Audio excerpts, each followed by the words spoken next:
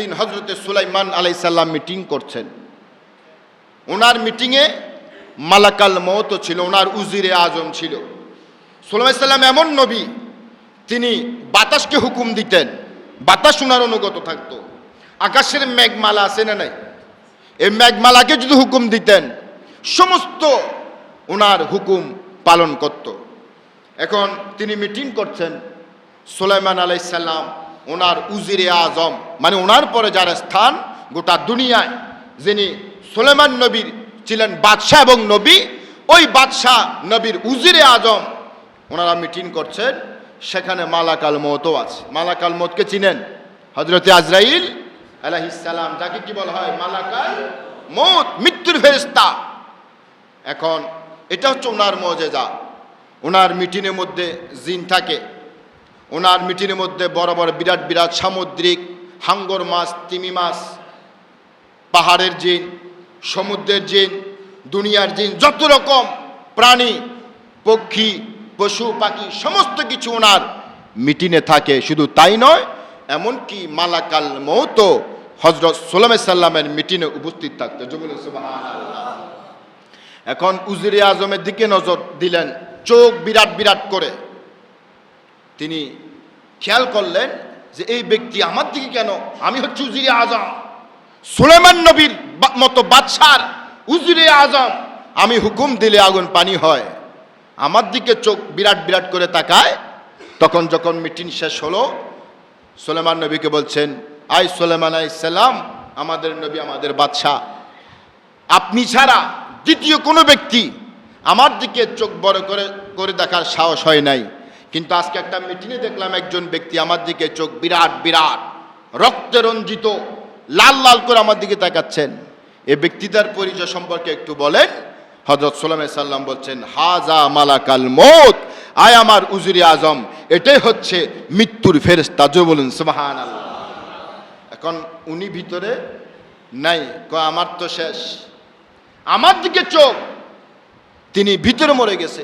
কয় বাপরে বাপ, আমাকে তো আজরাইল চিনে ফেলছে, আমার বাড়ি পর্যন্ত পৌঁছে গেছে, আমার ঘর পর্যন্ত চলে আসছে, সুতরাং আমার দিকে যেহেতু নজর পড়ছে, নিশ্চিত আমার কোনো উপায়।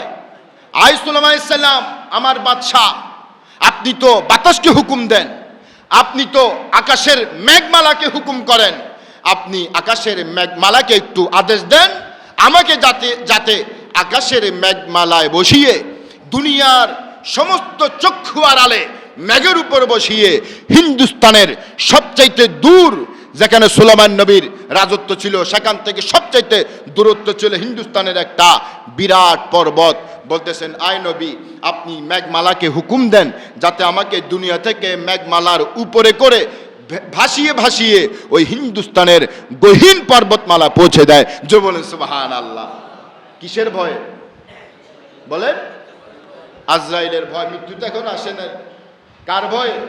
আজরাইল আমার দিকে চোখ পড়ছে, বাঁচার কোনো উপায়। সুলাইমান আলাইহিস সালাম ঠিক আছে, মেঘমালাকে হুকুম দিলেন, যাও আমার উজির আজমকে হিন্দুস্তানের, এটা কোনো হাদিস শরীফ না, এটা কিন্তু কোরআনের ঘটনা না, এটা হচ্ছে বনি ইসরাইল। বনি ইসরাইলের কতগুলা বর্ণনা, যেগুলা বর্ণনা করা জায়েজ আছে। রাসূল পাক বলেছেন যে বনি ইসরাইলের কাহিনী তোমরা বর্ণনা করো। যে বলেন সুবহানাল্লাহ।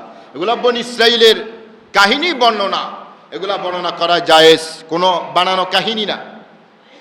তখন চলে গেলেন হিন্দুস্তানের এক গহীন দূরত্বে, যেখানে পৃথিবীর কেউ পৌঁছতে পারবে না, গহীন জায়গায়।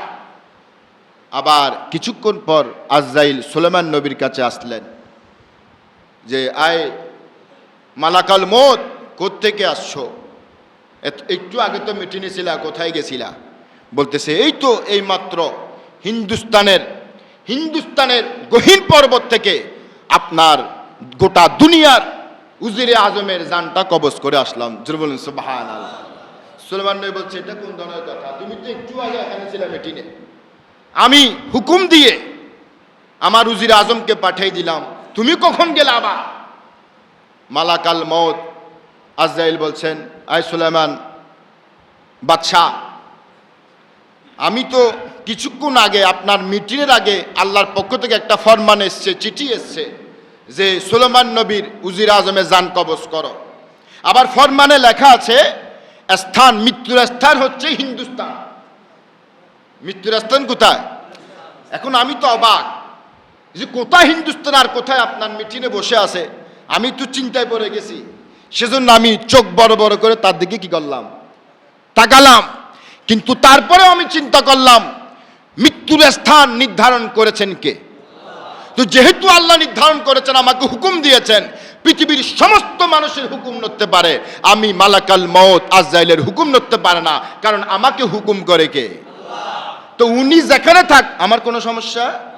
কিন্তু আল্লাহ আমাকে বলেছেন ওই জায়গায় হিন্দুস্তানে উজিরে আজমের জান কবজ করে আসো।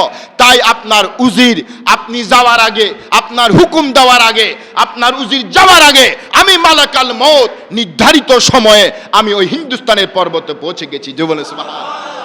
এখন সেখানে গিয়ে যাওয়ার পর দেখলাম আপনার উজিরে আজম উপস্থিত। সুবহানাল্লাহ। কে নিয়ে গেছে? মৃত্যু।